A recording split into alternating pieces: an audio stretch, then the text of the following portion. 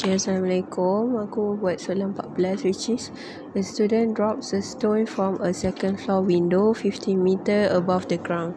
So basically daripada second window ni dia drop kan, so ke bawah. So S dia negative 15 meter.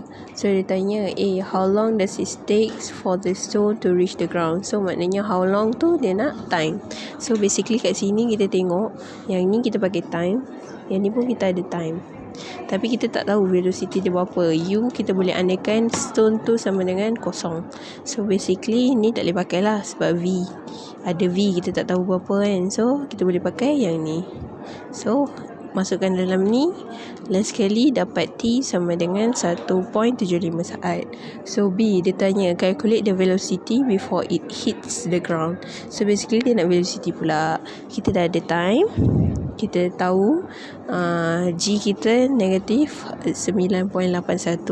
So kita boleh pakai formula yang ni. So V sama dengan U tolak GT, kita masukkan, dapat 17.2 ms negatif 1. Itu saja. Terima kasih.